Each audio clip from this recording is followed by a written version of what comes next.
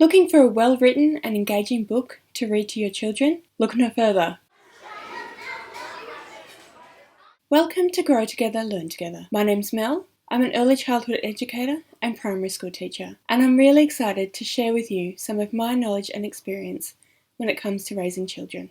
Today, I'm going to talk about one of my favourite books from when I was a child that is still really popular and well loved, Possum Magic, written by Mem Fox and illustrated by Julie Vivas. To begin with, I'd like to give you a brief rundown of what the story is about. It's a fairy story about two Australian possums involving magic, adventure, travel and discovery. One of the possums, Grandma Poss, can do magic, and one of her most important magical acts is to turn Hush invisible. She does this to keep Hush safe. Early in the story, we discover that Hush wants to be made visible again. Grandma Poss discovers that the key to turning Hush visible lies in food, but human food, not possum food. So they set off into the human world. They travel around Australia, trying lots of different food, but it's not until they eat three iconic Australian foods, the Vegemite sandwich, a lamington, and a piece of pavlova, that Hush becomes visible again. I want to start my analysis with the illustrations. As you can see, they are beautiful and vibrant and add so much fun and enjoyment to the story.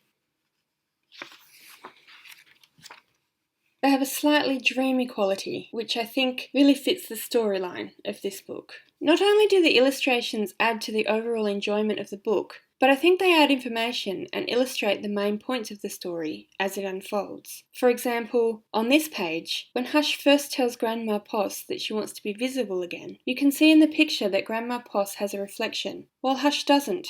This illustration really shows kids how it would feel to be Hush, to not be able to see themselves as they brush their teeth or their hair. This is a concrete idea that children can really get behind and see why it is so important to Hush that she becomes visible again. Later in the book, when the possums venture into the human world, the pictures really illustrate their experiences. The best example of this is when they head to Tasmania. As you can see, they do so in an upside-down umbrella. This gives children a real scope of how far they have to travel, as well as giving children a real kick of amusement at the absurdity of the possums and their adventures in the human world. I also love these illustrations because they make the book really accessible for the children to enjoy and explore the story. They're not too busy with lots of things happening. They don't overload the senses or create any confusion. This is great for children who are learning to read and for those who can't read. The pictures really tell a story of their own, so they still make the story interesting and fun. Okay, but what about the writing? Well, I think the story itself is just beautiful. It's a really lovely story about love and devotion between family. It has adventure and suspense and a happy ending. All of these components make a really fun, enjoyable read for children and adults alike. It's accessible, there is not too much text on each page, which makes reading approachable and enjoyable. I particularly like the pacing of this story. How there are pages where there might be just one or two lines, and other pages where there might be several lines. I think this is done really well. It gives the important points of the story their due, and gives children and adults a chance to really pause on those important points, but it also keeps a nice pace for the more adventurous aspects of the story. As for children's development and learning, this book is a bounty of literacy and pre-literacy tools to promote children's learning. We have rhyming to give the story pace and cadence. For example, on this page here, Grandma Poss made bush magic. She made wombats blue and kookaburras pink. She made dingoes smile and emus shrink. But the best magic of all was the magic that made Hush invisible. As you saw in those two pages there are both long and short sentences. Again, this provides pacing and tells you when the important points of the story are occurring.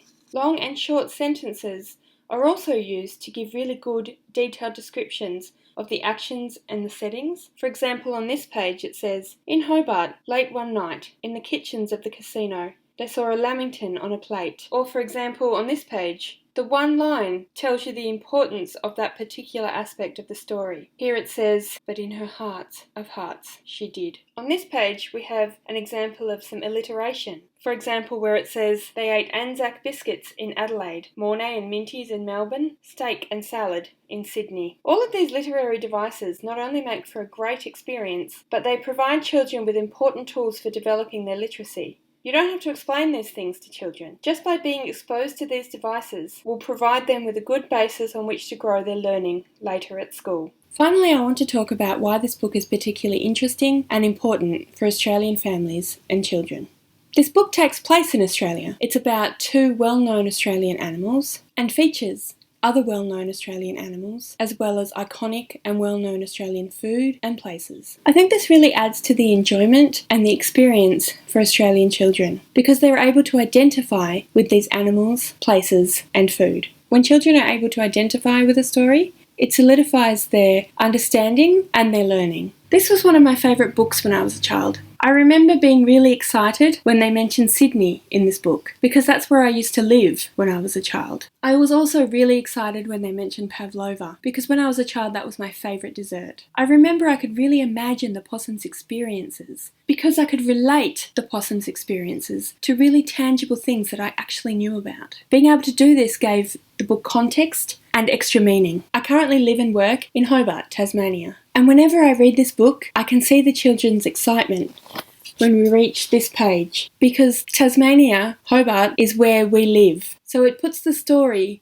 into a context that they can understand. The casino is a relatively well-known landmark in Hobart. Most children know roughly where it is and what it is. So when it goes into detail about the possums being in the casino, it gives children a real grounding in place and time, which helps further their enjoyment and their understanding of the story. If you're not Australian though, and you've never been here, I still think you'd really enjoy this book. It's essentially a well-written fairy tale about two animals going on an adventure, using magic and exploring the human world. And what child doesn't love that? Thank you so much for watching. I really hope you found this valuable and interesting. If you did like this video, please remember to hit like, consider subscribing to my channel, and don't forget to hit the little bell to get notified when I post further videos. See you later.